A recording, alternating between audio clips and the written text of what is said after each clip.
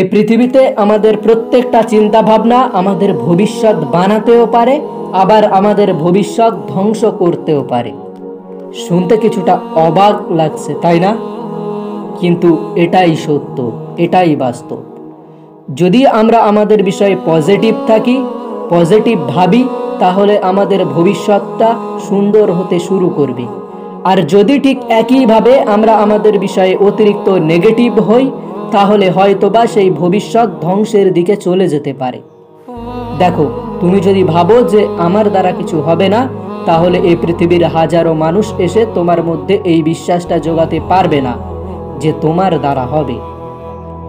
তুমি যদি নিজের উপরে বিশ্বাস না রাখো, নিজেকে নিয়ে পজিটিভ না থাকো, অন্যদের বিষয়ে নিয়ে তুমি কতটা পজিটিভ, এটা যতটা গুরুত্বপূর্ণ তার থেকে বেশি গুরুত্বপূর্ণ তুমি নিজেকে নিয়ে কতটা পজিটিভ, নিজের উপরে কতটা বিশ্বাস রাখো, খারাপ সময় কতটা ধৈর্য তুমি ধরতে পারো।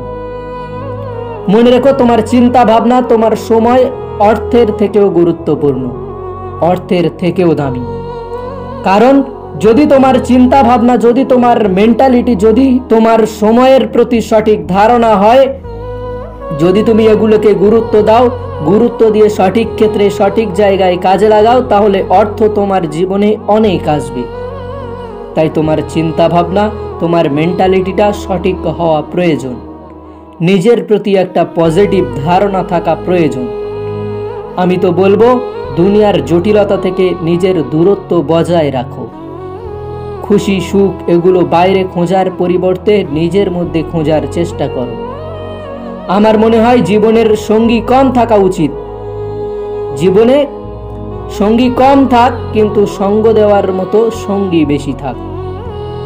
যারা খুশিতেও সঙ্গ দেবে, আনন্দে সঙ্গ দেবে, দুঃখেও সঙ্গ দেবে, খারাপ সময়েও পাশে থাকবে।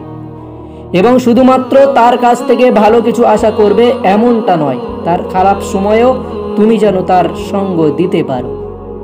এমন কাউকে বন্ধু বানাও, এমন কাউকে পাশে রেখো, এমন কাউকে সঙ্গী তৈরি করো। আমরা একগুচ্ছ মানুষকে নিজের জীবনের অংশ বানিয়ে ফেলি, যাদের কোনো যায় আসে না আমি খারাপ পর্যায়ে আছি নাকি ভালো পর্যায়ে আছি। বিশ্বাস অনেক দামি একটা শব্দ।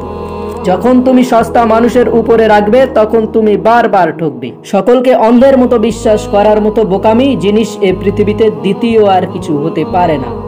আবার জীবনে কিছু কিছু ক্ষেত্রে ঠকা উচিত, হ্যাঁ ঠকা উচিত, কিন্তু বারবার নয়। মানুষকে সুযোগ দেওয়া উচিত, কিন্তু বারবার নয়।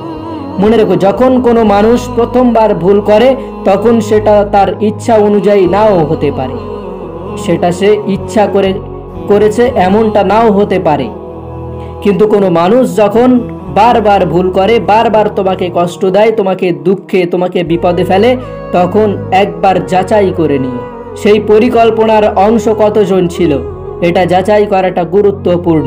কারণ যখন কোনো মানুষ বারবার ভুল করে, তখন সেটা অনিচ্ছাকৃত হয় না, তখন সেটা পরিকল্পনা অনুযায়ী হয়। তাই আবারও বলছি, দুনিয়াকে অন্ধের মতো বিশ্বাস করার পরিবর্তে নিজেকে বিশ্বাস করো, নিজের উপরে বিশ্বাস করতে শুরু করো, নিজেকে গুরুত্ব দিতে শুরু করো, নিজের প্রতি পজিটিভ ধারণা রাখো, নিজের প্রতি পজিটিভ থাকার চেষ্টা করো।